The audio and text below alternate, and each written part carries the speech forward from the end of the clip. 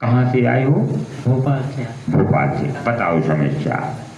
महाराज जी 3-4 वर्ष से कथा कर रहे हैं जी। राम कथा करते हैं, भिंड में पढ़ाई की है।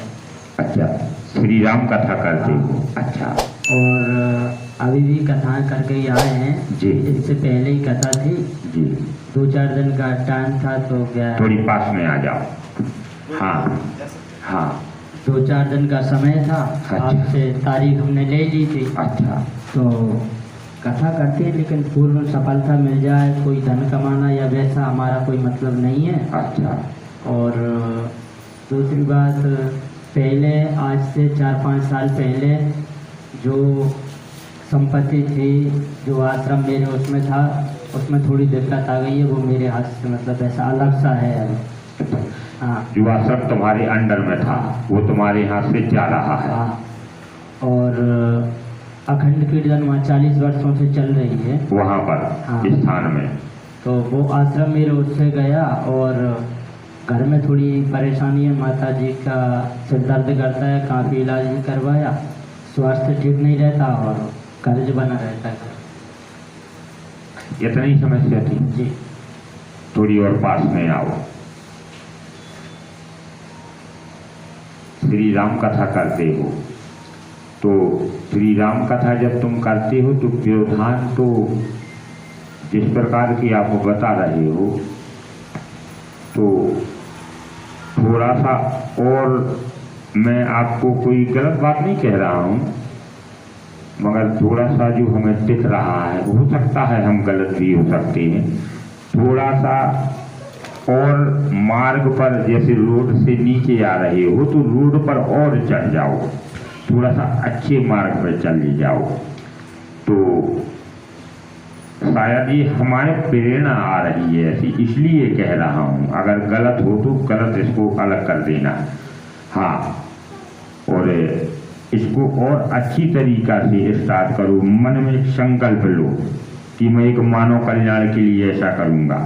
जो अंदर हो वही बाहर हमारे हो तो निश्चित तुम्हें सफलता मिलेगी। ऐसा नहीं है कि भगवान श्री राम जी और मानव कल्याण के लिए अगर हम कुछ करें, हम ओछाए आए हैं। हम एक बार गए थे, 17 महीने हम यहाँ दर्शन करने नहीं गए थे। एक बार गया, जब मुझे स्मरण आया तो मैं रोने लगा। उस समय मैंने भिक्षा मांगी थी यहाँ आके। राजमाता सीता जी मैं क्यों पहले कहता हूँ, माता सीता जी भगवान राम राजा सरकार क्यों नहीं कहता, राजमाता कहते हैं, क्योंकि मैंने माता जी से भिक्षा मांगी थी। जो मेरे पिताजी ने हमें वचन दिया था दरबार का, तो वो यहाँ सत्य हुआ है। तो भगवान श्री राम जी, माता श्री सीता जी, ऐसा नहीं है कि अगर हम जाएं और वो पूर्ति ना करें, निश्चित सफलता मिलेगी। मगर थोड़ा सा भैया अगर आप कथा करते हो तो इतना कर लो, ये एक दृढ़ संकल्प बना लो कि प्रभु हम तुम्हारे लिए ही जिएंगे, तुम्हारे लिए ही मरेंगे। तो इस आश्रम को तो छोड़ दो, खहु सुता का आश्रम भी हो जाए। इस आश्रम को तो छोड़ो, अगर तुम्हें विघ्न आते हैं, अगर वो सच्ची श्रद्धा कृपा होगी तो सुता की आश्रम में भी पहुंच सकते हो।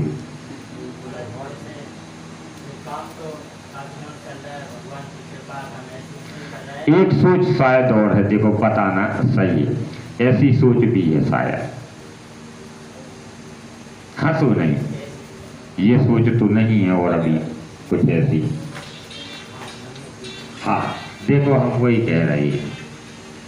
मैंने क्यों कहा था तुम्हें कि पूरी प्रेरणा निकाल दो, कुछ रह ना जाए तुम्हारी अंदर से। हमें ऐसा महसूस हो रहा है कि कुछ दरबार लगाने की इच्छा है, प्रेरणा की मिल जाए। सही है, तो तुम क्या कह क्यों नहीं रहे हो? नहीं, तुमको बताया था इन्होंने, मगर मुझे क्यों नहीं बता रहे हो, पूछ रहे हो। शायद भगवती की कृपा से ये प्रेरणा ना होती, हमें हमारे मुख से नहीं निकलता। वो इस बात को तुम बाद में कहते तो उसका तो कोई फल ही नहीं मिलता। ये मातेश्वरी की कृपा से जो हमें प्रेरणा हो रही है कि तुम दरबार के लिए भी आए हो, कि शायद दरबार का महाराज जी बता दें तो हम दरबार स्टार्ट कर दें। सही है? थोड़ी माइक उठा के एक बार कह दो, सही है महाराज? सही है। हाँ, तो फिर तुम क्यों नहीं बता रही थी? इतनी देर तक अपन लोग तुम कुछ कहते रहे, प्रेरणा भगवती की है। तो तुम सच्चाई ये है कि तुम इस विषय में भी आए हो कि महाराज हमें दरबार लगाने की भगवती की कोई ऐसी विद्या बता दें जिससे हम दरबार लगाना भी आरंभ कर दें कथा के साथ साथ। यही सत्य है ना? हाँ, तो इसको बोलना था तुम्हें, ऐसा नहीं था कि इतनी देर तक तुम नहीं बोले हो, तुमको बोलना था। वो तो भगवती की प्रेरणा से मैं स्मृति में जो आया मैंने कह दिया, तब तुमने कहा है हाँ ये बात सत्य है।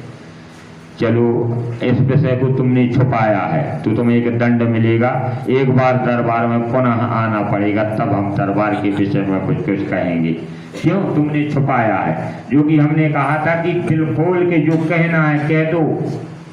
हो सकता है भगवती ने मुझे ये प्रेरणा दी हो कि इस बच्चे के लिए ऐसा कह दूं, तो मैंने तुम्हें कहा है कि जो कहना है कह दो खोल के।